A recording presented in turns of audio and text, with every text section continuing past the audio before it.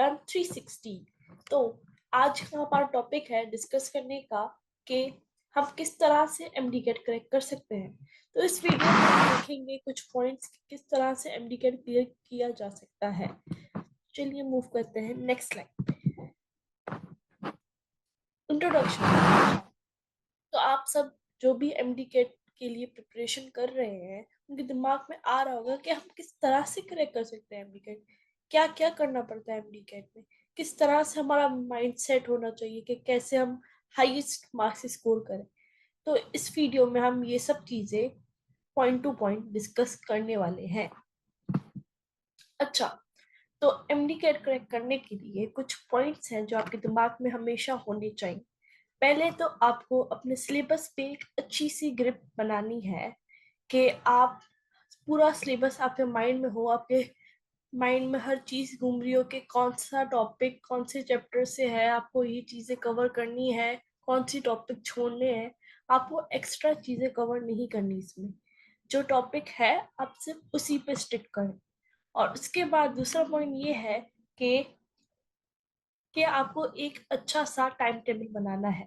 मतलब कि आपकी जो स्लीपिंग हैबिट्स जो है ना वो रेगुलर होनी चाहिए। मतलब कि आप कब सोते हैं, कब जागते हैं, कब पढ़ते हैं, कौन सा सब्जेक्ट उठा रहे हैं, ये सब रेगुलर वे में चलना चाहिए। रेगुलर वे से मुराद ये है कि आपको किस टाइम पे मॉर्निंग टाइम में बायोलॉजी पढ़ना है तो उसके एमसीक्यू करने, उसके बाद आपको 5-10 मिनट का ब्रेक लेना पड़ेगा। उसके बाद केमिस्ट्री कवर करेंगे, फिर फिजिक्स, उसकी प्रैक्टिस क्वेश्चन करेंगे और रात को उसकी रिवीजन करके सो जाएंगे। पर ये सब चीजें आपको टाइम टू टाइम चलानी है। मतलब कि एक दिन आप 12 बजे उठ रहे हैं, एक दिन आप 1 बजे उठ रहे हैं, आप 2 बजे सो रहे हैं, एक दफा 3-4 बजे सो रहे हैं। तो ये सब चीजें नहीं चलेंगे। आपको अपने आप को एक प्रॉपर पैटर्न में चलाना पड़ेगा, आपको एक प्रॉपर टाइम टेबल फॉलो करना पड़ेगा।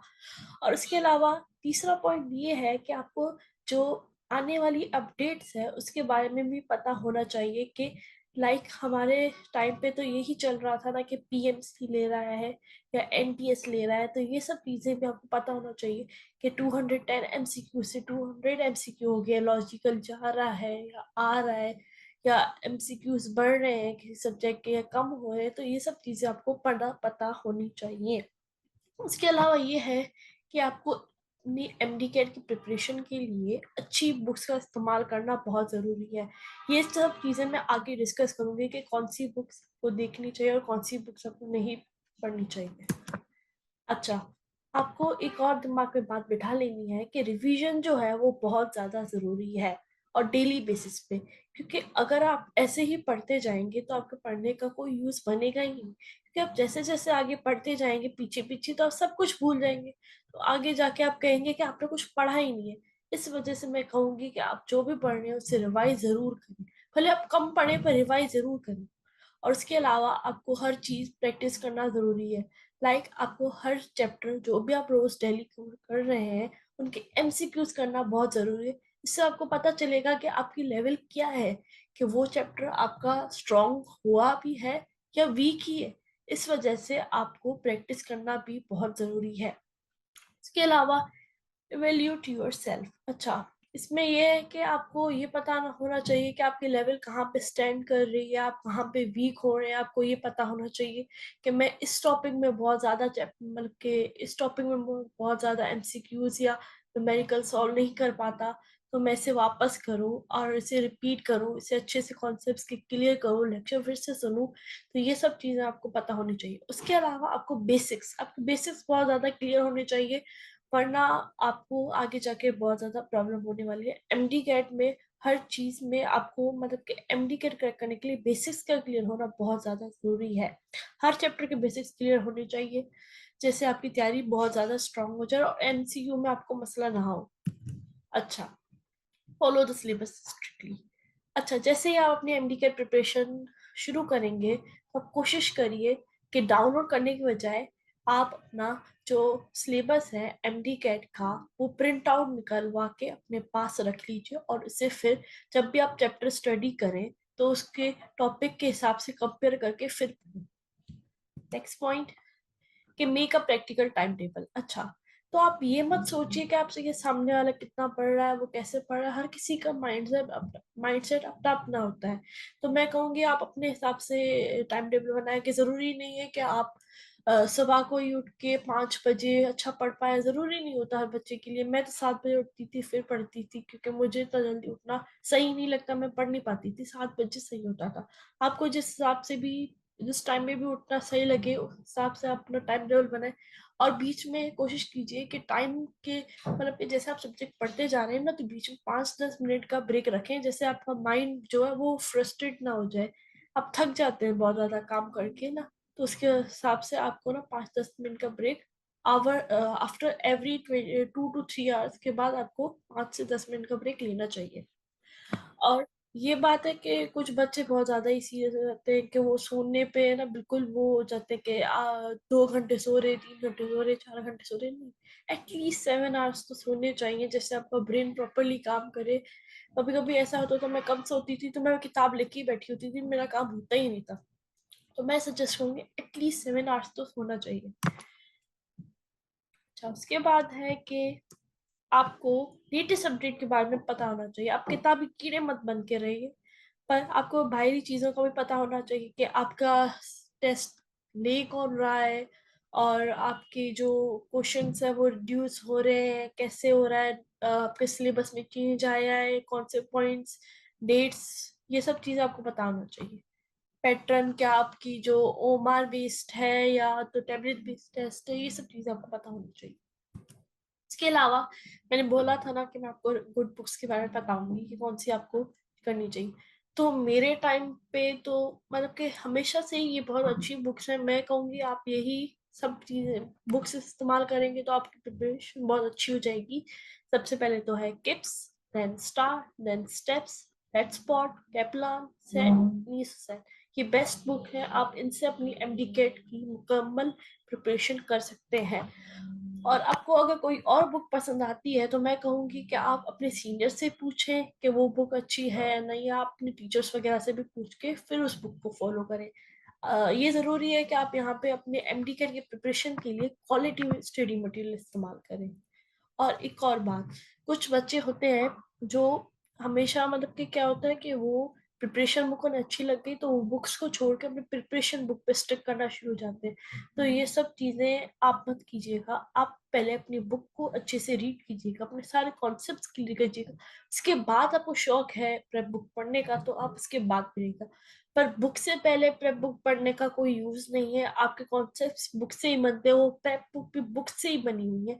तो मैं कहूँगी पहले आप बुक्स को अच्छी तरीके से फोकस करके पढ़े, देन प्रेप बुक को फॉलो करना है तो कर लीजिए। मैंने तो इसे लास्ट टाइम में पढ़ा था, जब मेरे पेपर में 10 to 15 डेज थे, तब मैंने ये प्रेप बुक वगैरह स्टार्ट की थी। Next point.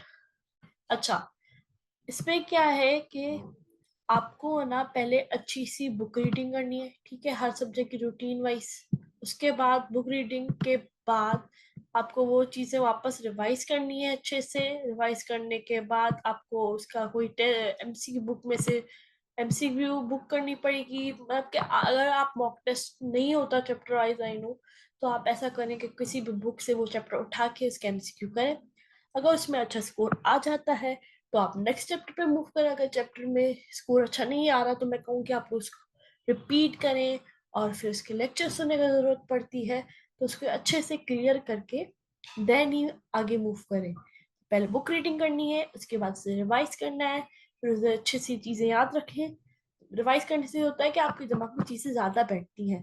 तो मैं कहूँगी जब आप रिवाइज करते हैं ना, से रिवाइज मतलब कि आप एमडी कैट जब देने वाले होंगे ना, उससे पहले आपके 5 से 4 दफा बुक पढ़ी होनी चाहिए, क्योंकि जितनी ज्यादा दफा आप बुक पढ़ेंगे उतनी ज्यादा चीजें आपके दिमाग में बैठती जाएंगी। उसके बाद क्या है कि उसके बाद आपने एक टेस्ट अटेम्प्ट करना है या कोई भी एमसी बुक से एमसीक्यूज करने हैं। और कोशिश कीजिए अगर आपकी ओमार बेस्ड है तो आप ओमार पे ट्राई कीजिए। मतलब कि कुछ बच्चे होते हैं वो रजिस्टर पे करते हैं, तो मैं कहूँगी आप ओमार पे ट्राई कीजिए। तो ओमार पे आप वो एमसीक्यू करेंगे, देन आप चेक करेंगे जो स्कोर आएगा वो आपके मतलब कि जितना आपको चाहिए उतना है तो अच्छी बात है, तो आप आगे मूव करें। अगर नहीं आता तो आप वापस पढ़ें। यही आगे चलते जाए, आगे चैप्टर में भी यही आपने रूल फॉलो करना है। नेक्स्ट। मिनट। अच्छा, तो अब क्या करना है कि आपको हर चीज रोजाना रिवाइज करनी है। हर चीज आपको रोजाना रिवाइज करनी है, कि मैंने आपको पहले ही बताया है, रिवीजन से ही आपके कॉन्सेप्ट्स वगैरह क्या होता है कि हम रिवाइज करते हैं ना, पहली दफा जो रीड मारते हैं उसमें कुछ चीज आ जाती है, अब सेकंड रीड मारते हैं उसमें कोई और भी चीजें आ जाती हैं जो आपने पहले अटेम्प्ट में नहीं देखी होती। इसलिए मैं कहूँगी कि जो रिवाइज करना है वो बहुत ज्यादा जरूरी है। और एक और बात, कुछ बच्चे होते हैं जो चैप्टर की लास्ट में समरीज वगैरह होती है ना, उसमें है ना ध्यान नहीं मानते। तो मैं कहूँगी उस पर भी ध्यान कीजिए, क्योंकि कभी कभी ऐसा होता है कि जो हमारे बुक के लास्ट में जो समरीज वगैरह दी हुई होती है ना, उससे भी एमसीक्यू निकल आते हैं। तो मैं कहूँगी कि आप उन्हें भी इग्नोर ना करें, उन्हें भी अच्छे से रीड करें। Okay, then practice daily. अच्छा, आपने एक चैप्टर पढ़ा, आपको लग रहा है वाह यार ये तो क्लियर हो गया है, मतलब कि मुझे इससे कोई बुक की जरूरत ही नहीं है, कि ये चैप्टर मुझे लग रहा है ना ये बिल्कुल बिल्कुल बिल्कुल क्रिस्टल क्लियर हो गया। ऐसा नहीं है। आप जब तक कोई भी एमसीक्यू नहीं करेंगे या उसके कोई क्वेश्चंस नहीं करेंगे, तब तक आप नहीं बता सकते कि आपको चैप्टर कितना क्लियर है या कितना क्लियर नहीं है। तो मैं कहूँगी आप प्लीज प्लीज एक चैप्टर का हमेशा एमसीक्यू बुक में से एक चैप्टर जो आप पढ़ रहे हैं वो हमेशा कीजिए, जैसे आपको पता चले, आप जज कर सके कि आपको वो चैप्टर स्ट्रांग है या वीक है। Okay, next, evaluate yourself. तो आपके पास अपना एक टेस्ट पेपर्स जो है उनका, उनमें से आपके पास एक डेटा होना चाहिए कि आप किस में कितना स्कोर कर रहे हैं, किस सब्जेक्ट में कितना स्कोर कर रहे हैं। उसके हिसाब से आप ग्राफ बनाएं और देखें कि आपका कौन सा चैप्टर या कौन सा सब्जेक्ट वीक जा रहा है, कौन से टॉपिक में आपको काम करने की जरूरत है, कौन से चैप्टर में काम करने की जरूरत है। तो उस हिसाब से आप और ज्यादा स्ट्रांग होंगे और आपकी जो एमडी कैट का स्कोर है वो और ज्यादा।